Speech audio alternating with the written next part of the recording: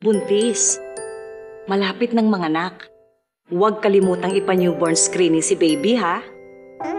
Ang newborn screening ay blood test na ginagawa sa bagong panganak para masagip si baby mula sa mental retardation o sa maagang pagkamatay.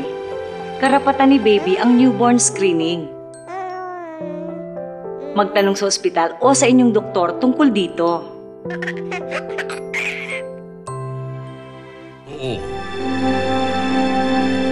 Hindi pa man lumalabas ang isang sanggol sa sinapupunan ng kanyang ina, abot-abot na ang panalangin para sa kanyang kalusugan. Pero paano kung lumabas siyang may kapansanan o may abnormalidad? May solusyon pa kaya? Siya si J.R. Cueto. Ang kanyang kilos at hitsura, parang sa 6 na taong gulang na bata. Kaya naman, nagulat kami nang malaman naming 16 na taong gulang na pala siya. Samantalang ang kanyang pag-iisip, tulad ng sa isang sanggol. Mukha naman daw siyang normal noong isilang, pero sa kanyang 2 taon, napansin ng kanyang mga magulang na hindi na siya lumalaki. Ayon sa mga espesyalista, may congenital hypothyroidism si JR. Ibig sabihin, kulang siya sa thyroid hormones na siyang kailangan para sa physical at mental growth. Kung nagawa ng paraan na nabigyan sana ng gamot si JR pagkapanganak pa lang, ay dapat naging normal si JR. Dapat hindi naging retarded si JR kung nagawan siya ng newborn screening. Ibinahagi namin kagabi ang kwento ng 16 na taong gulang na si J.R. Cueto na may congenital hypothyroidism o hindi lubusang na-develop na thyroid. Lingid sa kaalaman ng maraming magulang, isang proseso ang maaari sanang nakapagligtas sa mga tulad ni J.R. Ito po ang newborn screening.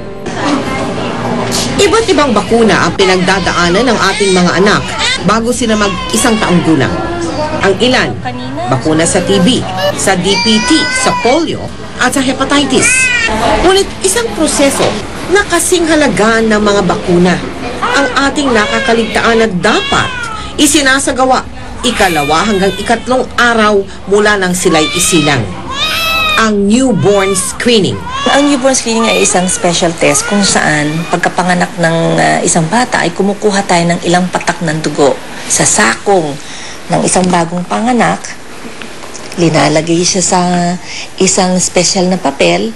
Mula sa 4 na patak ng dugo, 5 congenital metabolic disorder ang pwedeng matuklasan na maaaring humantong sa mental retardation o hindi kaya sa pagkamatay.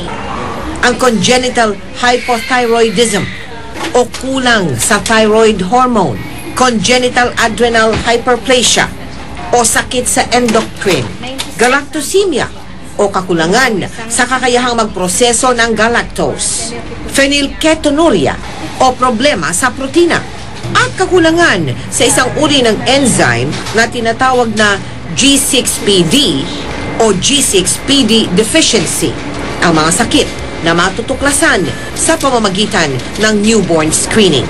Ang isang batang hindi nagawa ng newborn screening ay merong risk. Okay?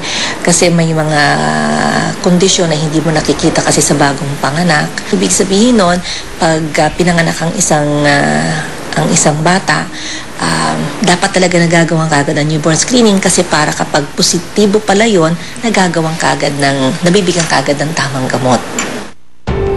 Makukuha ang resulta ng newborn screening sa loob lamang ng 1 hanggang 2 linggo sa pamagitan ng liham o tawag sa telepono. Maaaring ipa-newborn screening ang inyong mga sanggol sa mga ospital, sa mga line-in clinic at sa mga health center. Kaya nga lang kailangan hilingin ng mga magulang na sabihin na gusto nilang magpa-newborn screening sa kanilang mga anak.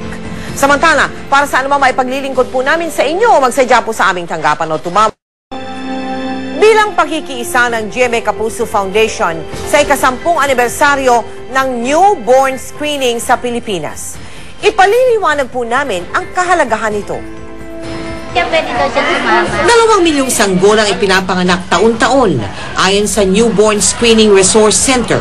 33,000 rito nanganganib magkaroon ng sakit na maaaring humantong sa mental retardation o kaya ay sa pagkamatay.